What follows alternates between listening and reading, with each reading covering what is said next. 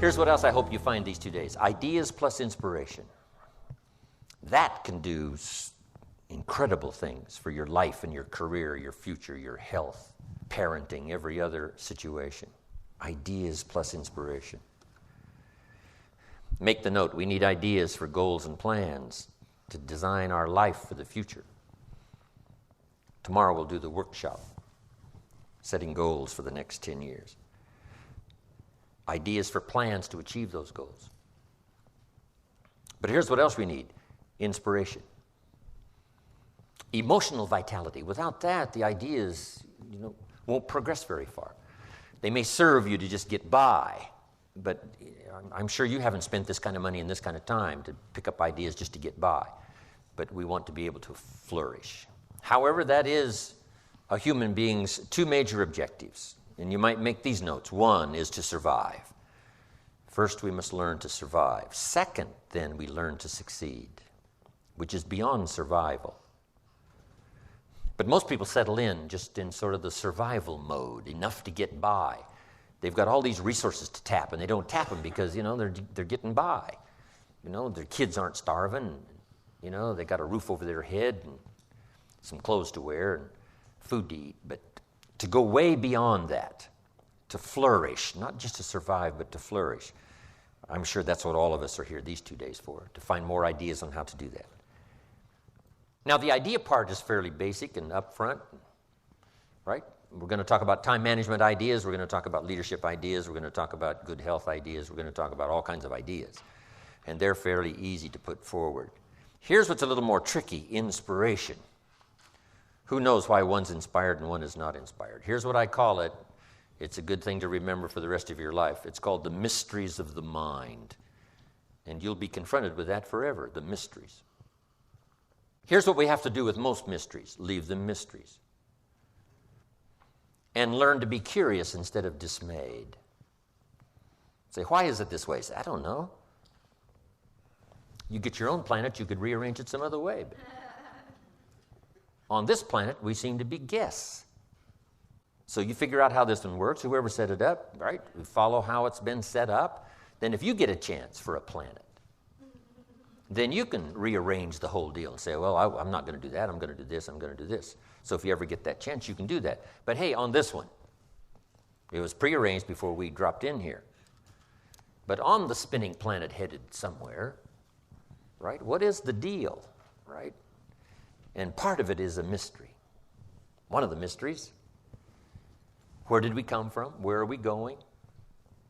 Some of those are a bit unfathomable. We try our best to understand. One writer said what? We see through the dark glass. We think we've just about got it figured out, but it's a little hazy. It's a little dark. We can't see it quite as clear. But all of our lifetime, we keep searching for ways to see it better, see it better. Someday, hopefully, it'll all be clear. But some things are mysteries. I do a seminar like this. Someone walks out and says, I'm going to change my life. Someone else walks out and says, oh, I've heard all this stuff before. Why 2 different reactions to the same seminar? Just make the note. It's a mystery. And I haven't tried to solve that. You say, well, I'm going to make everybody walk out and say, I'm going to change my life. See, no, you can't do that. It's going to be however it's going to be. And the key is to be curious and not dismayed. Let the mysteries be mysteries. Interesting story says the day the Christian church was started, a magnificent sermon was preached. And if you read the account of the sermon that was preached the first day the Christian church was started, it was a magnificent sermon. And it was a magnificent occasion.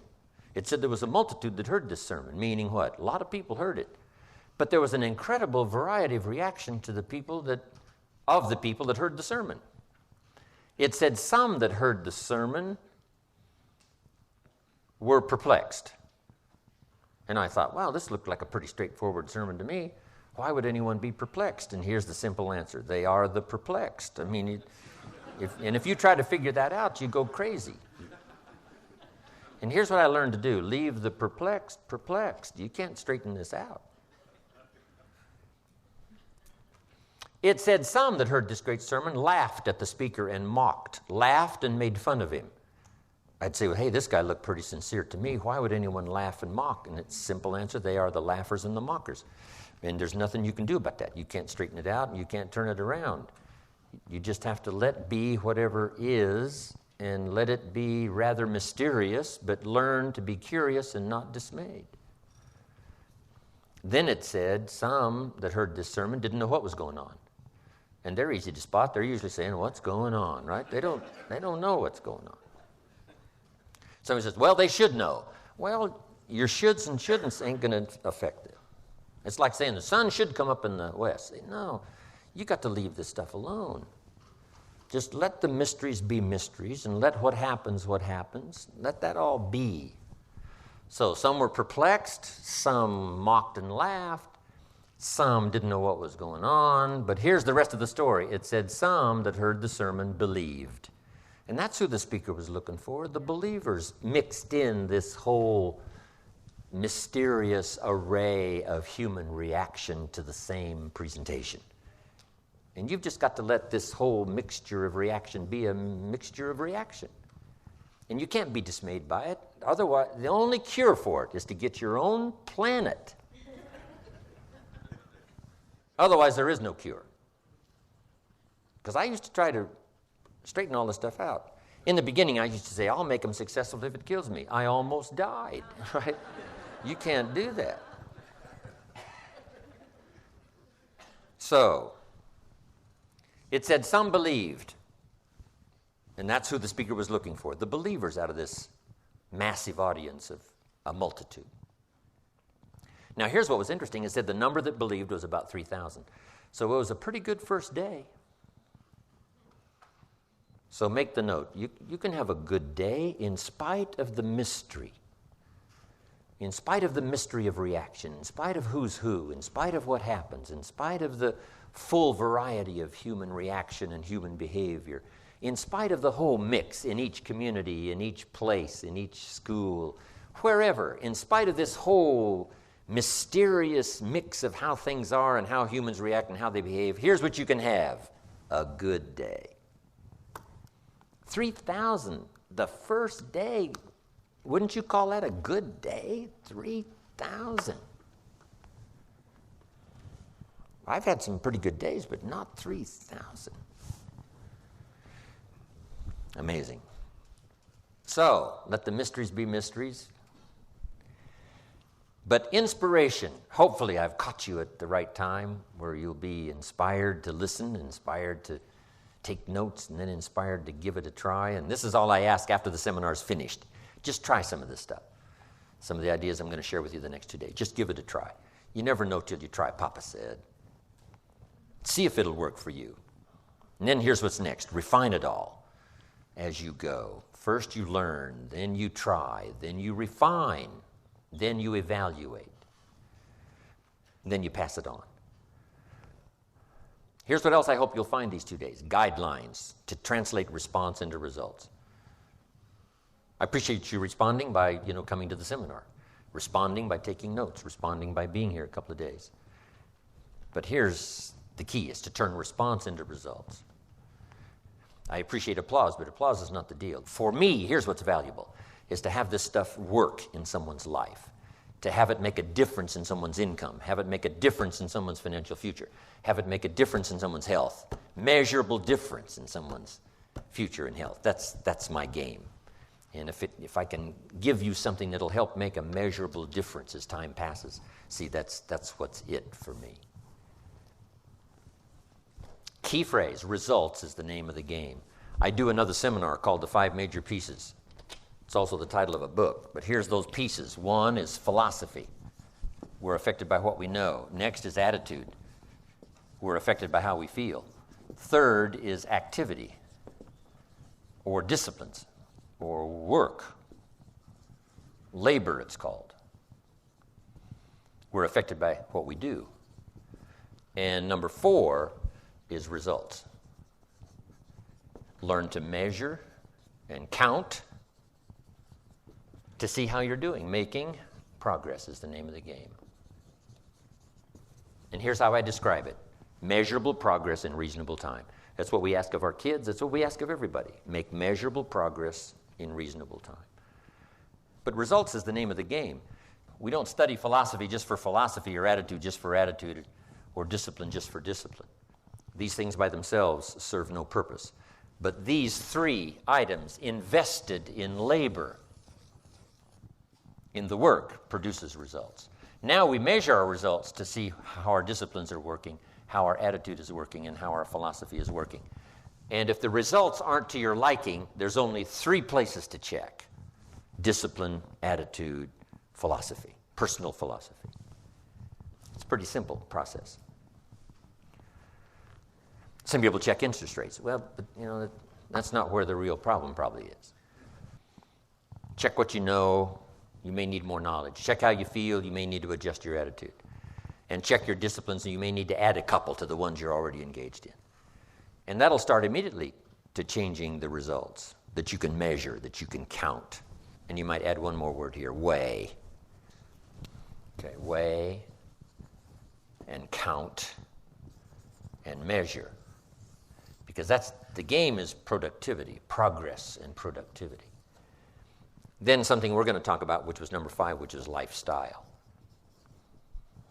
Because here's the ultimate expression of life, and that's to live a good life.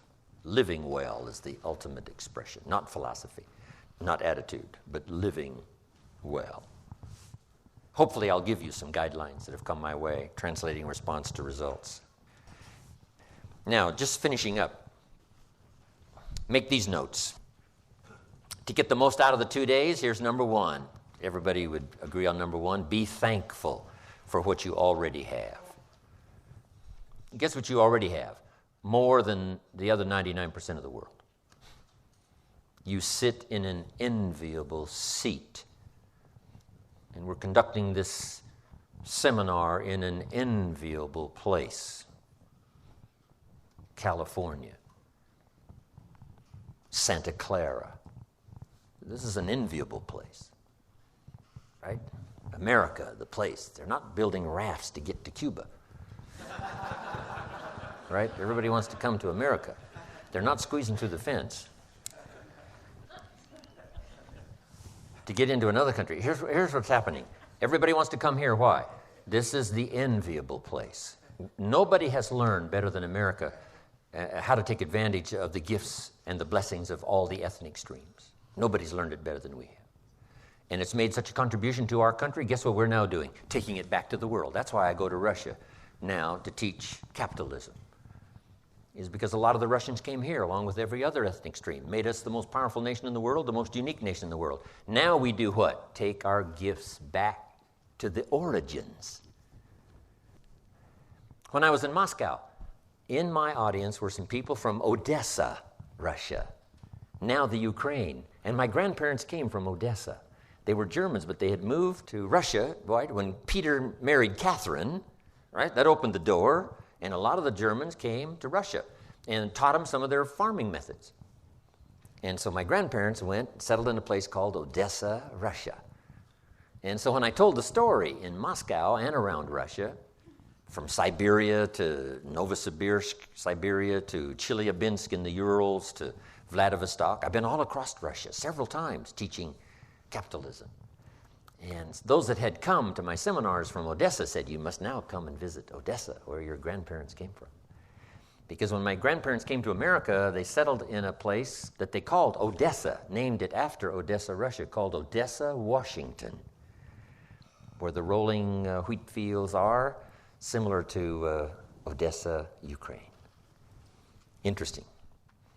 So, we got to be thankful that we've been the depository of the gifts of the world in such an incredible amount the last 200 years. And it's vitalized every part of America and now has made us missionaries. Not just missionaries in the classic sense of religion and spirituality, but now taking our technology and taking our goodwill and taking our grassroots form of capitalism and all the rest right back to the world to show them how it can work for them as well as to work for us. America has been uniquely blessed this last century, and the opening years of the next century are going to be unprecedented in America's influence around the world, a positive influence. It's going to be incredible. I'm just excited to be part of it So be thankful for what you've already got. Here's what Thanksgiving does. Opens up the windows of possibility, opens up the door. Appreciation opens the door to receive even more. Here's what closes all doors. Cynicism. You become cynical about the past and cynical about the future and cynical about everybody and even cynical about yourself. That locks up all the doors, closes all the channels and the windows of opportunity and ideas to flow. So if we cancel out cynicism and replace it with thanksgiving for every little thing, every small thing, not just freedom to live in a fabulous country, but every little thing that comes your way, be thankful. And be thankful for what you already know. It brought you here, living the best life in the top 1% of the people who inhabit the world. So thanksgiving. Here's the next one. Be eager to learn. I know all of you already know a lot, but be eager to learn the rest. I've learned a lot in my years, but I'm eager to learn the rest. Now I'm trying to capsulize my learning. I'm trying to accelerate my learning, right? Because I don't have a couple hundred years left. So I've got to accelerate my learning curve, especially in the next 4, 5, 6, 8, 10 years. And I'm asking you to do the same. An accelerated learning curve to maximize the time to learn as much now in 1 year as you used to learn over 5 years. Just accelerate the curve. Eager to learn. No matter how much you know, you can always learn a bit more, improve your life, sometimes to a startling degree.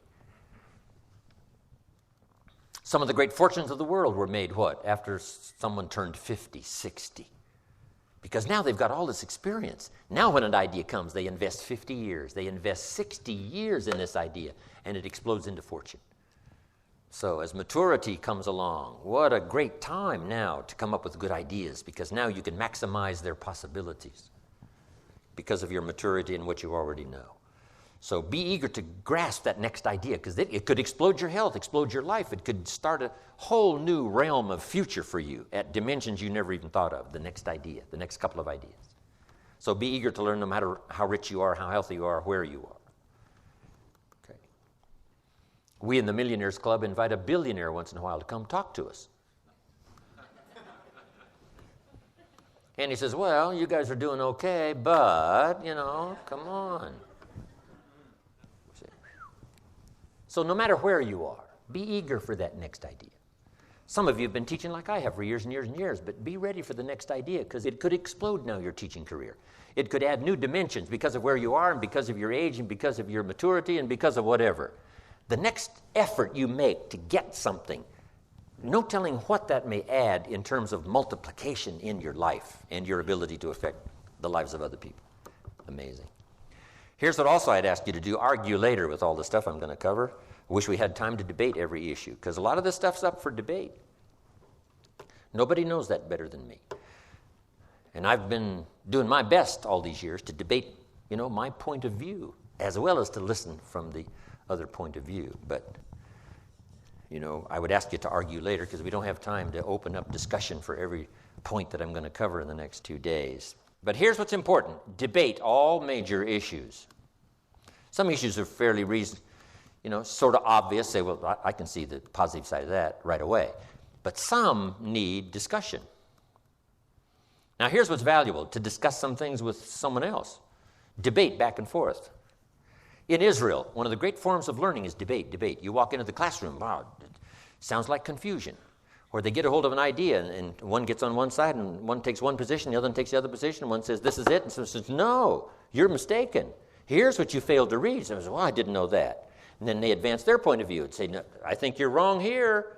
You haven't done your research. How about this, this, and this? The person says, oh, you're right. I didn't do that research. And this verbal debate back and forth goes on in Israel. An Israeli part of learning is this debate. So here's what's important, is to debate the major life issues. In good health today, the great debate is on, which has given us advances we've never had before. So here's what you must be, though, in the debate: a good student. Open to learning, defending and learning. That's what's important, not just to defend, but to defend and learn. Defend your point of view until it's sort of obvious that you've got to give some ground here because you haven't done your research. But this debating is important. We have to debate the health issues. One health book says, do this, you'll live forever. The second health book says if you do that, you'll die young. So here's what we should do. Make the note, right? Be a student, not a follower. This is important advice. Not to be followers, but to be students. Be no one's disciple except the Lord's. You wind up in Waco, Texas. Be no one's disciple. But be a student. Someone says, well, these two books now have opposing views about health. Here's what you should do. Answer. Read both books and make up your own mind. Read both books and see if you can't figure out some way so that it applies to you, maybe drawing from both presentations. Not to follow one or the other, but to draw from one or the other, or maybe both, and develop a plan for you. Here's some of the best advice I've got for you. Make sure what you finally do is the product of your own conclusion. Make sure what you finally do in your financial pursuit, in your health pursuit, in building a good family pursuit, in developing your spirituality. Make sure what you finally do in pursuit of that is the product of your own conclusion, meaning you've processed differing points of view. You've processed what you've learned matched with what someone is teaching you. Here's what's important. No one voice has all the answers. I certainly don't. I only have my point of view. I only have my perception. But my perception may be valuable. What if I say to you, did you ever look at this from over here? And you say no. So you walk over here where I am and you take a look and you say, wow, I never saw it from over here before. And maybe that look, from my point of view, is an interesting perception. It may reveal something that from over there, looking at it, you missed it. You missed my point of view. Not that my point of view is the point of view, but it is a point of view. Right? There's a difference between a point of view and the point of view.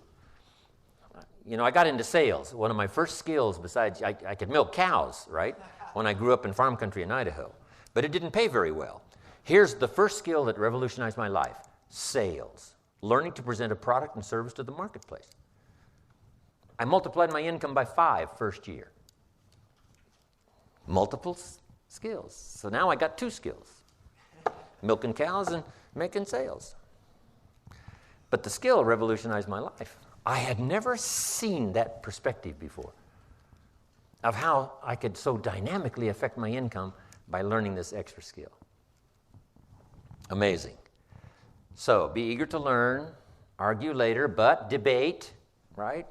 Is it for me or isn't it for me? Do I have the temperament? You know, what is the deal? Should I start now and learn or should I postpone it? What should I do? All of this stuff is very good. Turn it over in your mind till finally you decide. Okay. Next, become a good listener.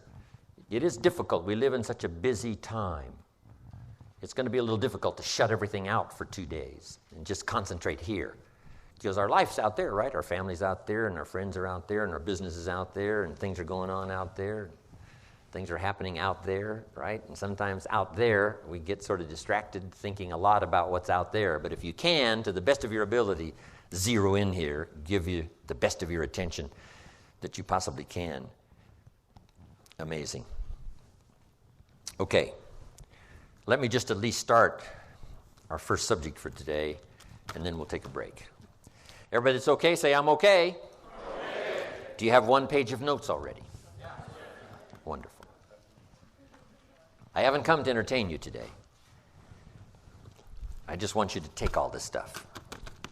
You know, I just want you to get it in your book. So I'm going to go rather quickly because I got so many subjects to cover over the next couple of days. But let's just touch on this one and then we'll take a break. It's called Enlightened Self-Interest. Enlightened self-interest.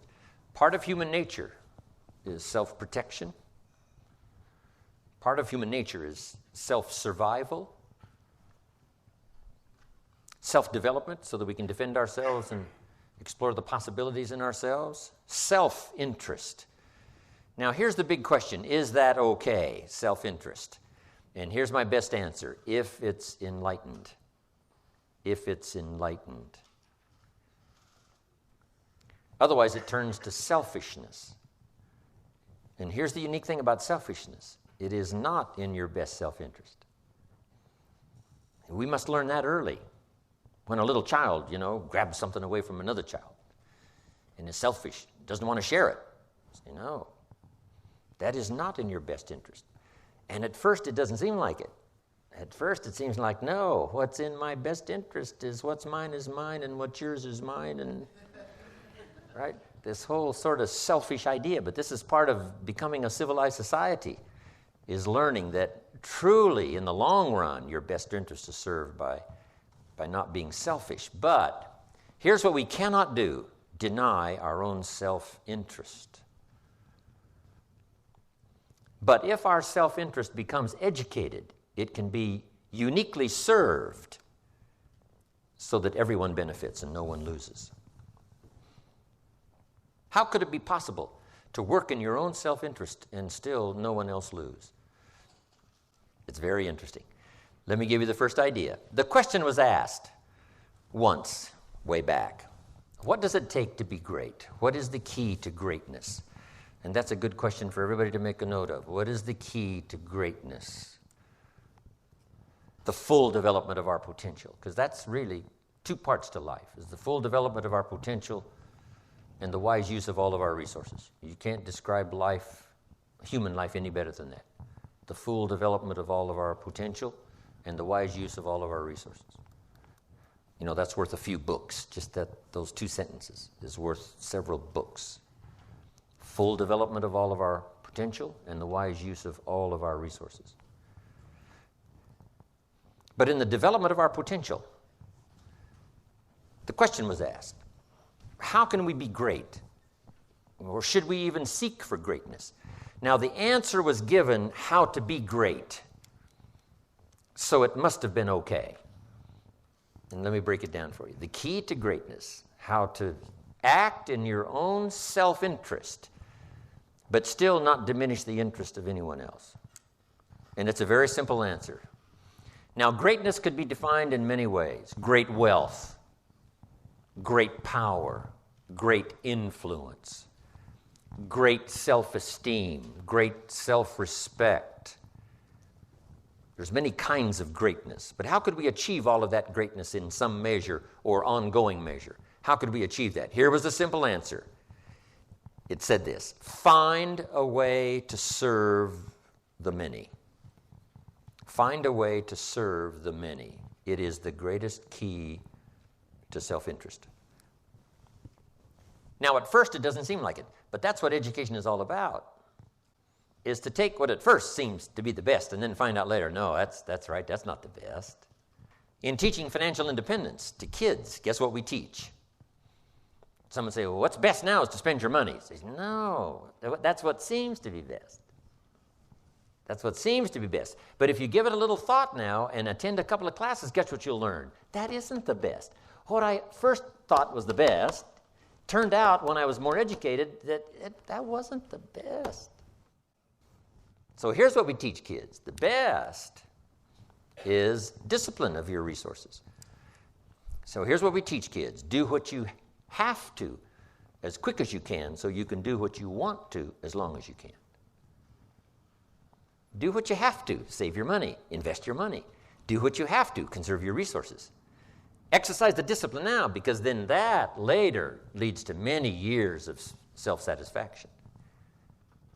So that's what education is all about, to turn around what seems to be our best interest and say, no, now I understand that isn't what's best. You got a toothache. You got a cavity in your tooth. What seems to be best is just to neglect and say, oh, well. But here's what's the problem with the cavity. It doesn't get better. So you got to go take care of it. And the dentist says what? You can take care of it now, it only costs this much. Later, it costs this much. So you can pay me now or pay me later. You say, hey, in my own best interest, what? Better to pay up front. Discipline is better up front. Now, so that we can enjoy those later years, to have plenty. So here's what it says. If you wish to be great in all kinds of greatness, have trophies to put on the mantle above the fireplace. If you wish all that kind of greatness, recognition and respect and all of it, Here's the key. Find a way to serve. So we might shorten it to read like this. Service to many leads to greatness. Now, at first, that doesn't seem to create personal greatness, serving others. But now, when we become educated, we finally find out, yes, that's true. Service to many leads to greatness. Key phrase. If you wish to be ruler over many, now wishing to be great would seem as a statement of your own self-interest, which is true. But we're talking now about enlightened self-interest. Find a way to serve. Now we come to the next one. If you wish to be ruler over many, nothing wrong with that, to be ruler over many. Here's what it says. Be faithful when the amounts are small. To rule over many, be faithful when you have just a few. Someone says, well, if I had a big organization, I'd really take good care of it. But I've only got 3 or 4. I don't know where they are. See, that's not the key. The key is to really know where the 3 or 4 are. Take exceptionally good care of the 3 or 4. Because if you become faithful, if you become disciplined in giving your best attention and the best you've got to the few, now you begin to qualify now to have the many to preside over. The many will come if you pass the test of the few. Someone says, if I had a fortune, I'd really take good care of it, but I've only got a paycheck. I don't know where it goes. See, that's interesting if we ask you, what about your money? You say, I don't know where it all goes. Well, should we let you run the company? You don't know where it all goes? He says, yeah, my money just gets away from me. Oh, we should let you run the world, right? Say, no. Because if you can't be master over a few pennies, should we give you a fortune? The answer is no way. Let's see what this person does with a paycheck. Then life and opportunity will decide later whether they deserve to double, triple, quadruple their income, multiply it by 10. Why multiply it by 10 if you don't do a good job with what it is? So the key to greatness in your own self-interest is find a way to serve, and number 2, be faithful when the amounts are small. Now here's what's exciting. Learning to give is in your own best interest. It doesn't seem like giving something is in your own best interest. But here's what it says. If you wish to receive, and if you wish to receive, we would call that wishing for your own self-interest, wishing to receive. But here's how you receive in your own best interest, and that is to give. If you give, you will receive. And you cannot understand that unless you're educated. From the very earliest moments of being a child, you can't understand that unless you're educated. In fact, here's what it says. It's better to give than to receive. Now, see, at first, that doesn't seem right. At first, but here's what you can get at first. Faked out until you become educated. At first, it seems like it's better to receive than it is to give. And you say, no, you must be educated to understand. It's better to give than it is to receive. Now, here's why. Giving starts the receiving process. Wouldn't that be acting in your own self-interest, is to do something that started the receiving process? And the answer is yes, now I understand. Now I can act in my own self-interest in an enlightened way instead of a destructive way. Next, in your own self-interest, life responds to deserve, not to need.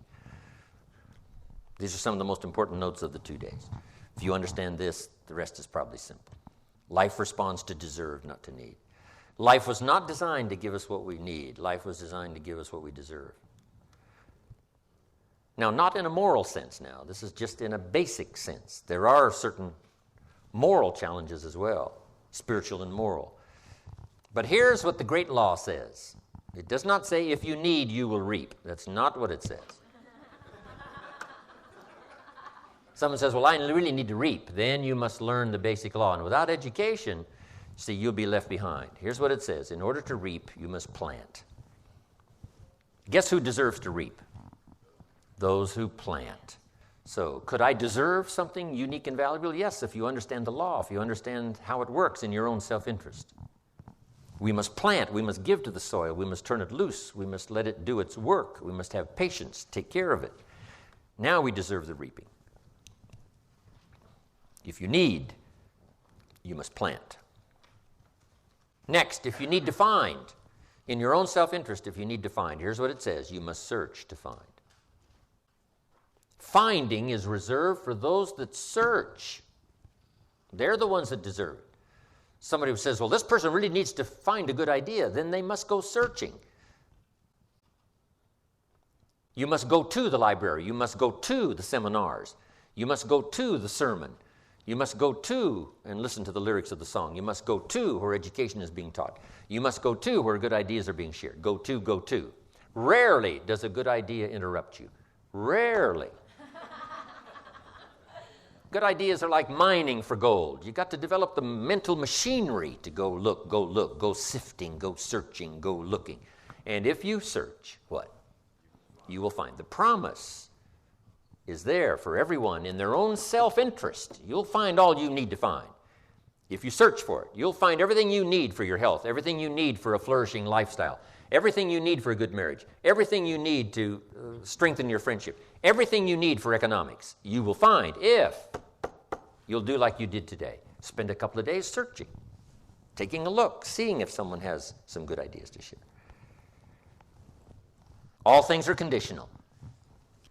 God says, I'm an amateur on God, but God says, if you'll move toward me, what? I will move toward you. It's always conditional. Which could also be translated, God says, you don't move, I don't move. You say, well, that's arbitrary. Well, when you're God, you can set it up that way. Remember, your planet, you can rearrange all this, change it all. But on this one, here's what's interesting. What you move toward tends to move toward you. If you move toward education, education starts to seek you out.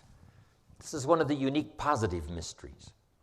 Whatever you move toward moves toward you. If you move toward progress, progress seems to want to now embrace you, move toward you.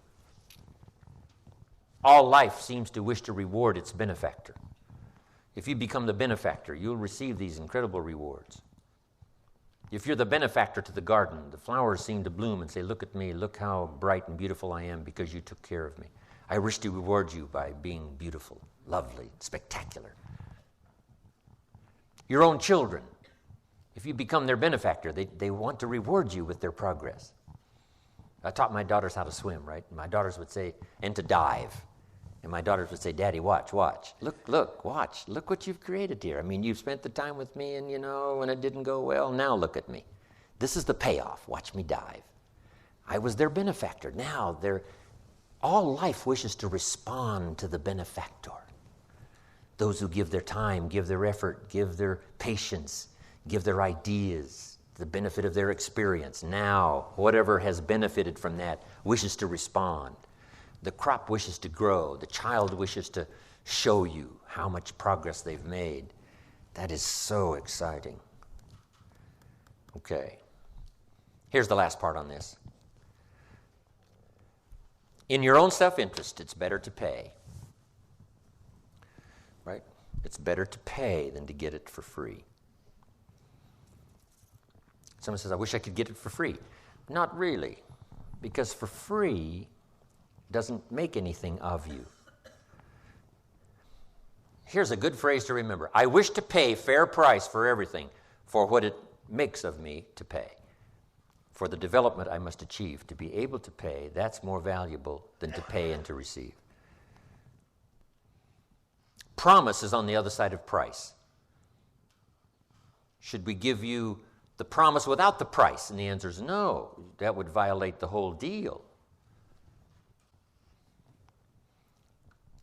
Helping kids to change their vocabulary. A child says, I need $10. I said, that doesn't unlock the vault here.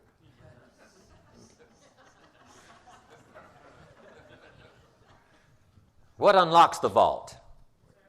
How could I earn $10? Now, see, there's plenty of money here. You just got to use the right language.